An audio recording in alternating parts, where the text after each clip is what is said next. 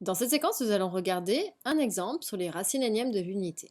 On va considérer n égale 3, c'est-à-dire qu'on s'intéresse aux racines troisièmes, ou on dira également aux racines cubiques de l'unité, puisque c'est z3 égale 1 que l'on cherche à résoudre. Donc je vais vous accompagner, puis vous allez voir, après, on va en tirer une généralisation qui va nous servir de base pour la suite. Donc on va partir d'un complexe, et on va le mettre sous forme exponentielle, donc sous la forme r EIθ.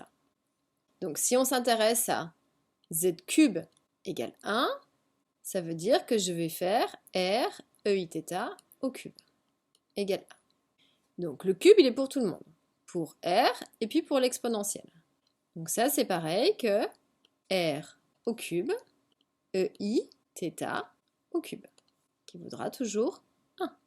Donc ici, on va agir sur l'exponentielle, puisque je sais que l'exponentielle de a puissance b, c'est la forme que j'ai ci-dessous, c'est pareil que exponentielle de a fois b.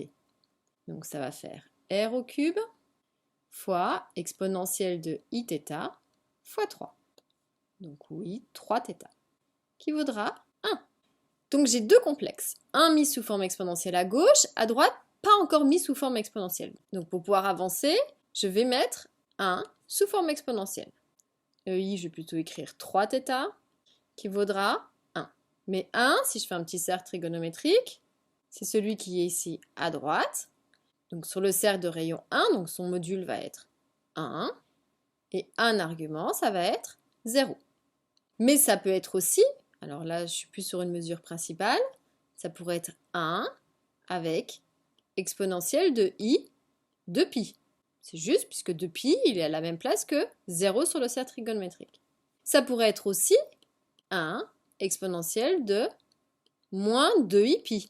C'est possible aussi. C'est pas une mesure principale, je le conçois, mais c'est possible. Donc en fait, on s'aperçoit qu'il y a une histoire de tours. On le sait. Ici, l'angle 0, c'est pareil que l'angle 2π, 4π, 6π si je tourne dans le sens positif, mais aussi moins 2π, moins 4π, moins 6π si je tourne dans le sens négatif.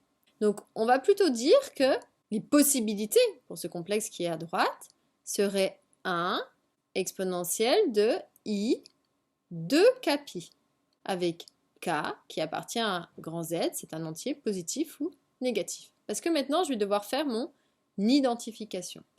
Si j'ai r au cube EI 3θ qui vaut 1 exponentielle de i de kπ, ça veut dire que en fait les modules sont égaux, donc r au cube c'est la même chose que 1, et que les arguments sont égaux, donc avec les exponentielles, donc ça veut dire que 3θ vaut 2 kπ.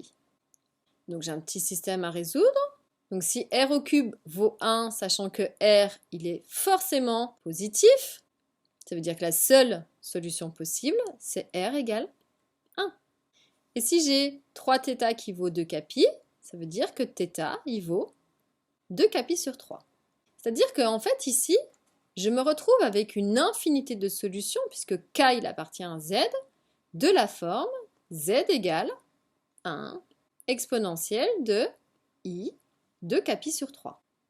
On va aller regarder de plus près, en fait, ce 2 kπ sur 3. Donc je vous propose de compléter un petit tableau, et puis on va voir ce qui va se passer.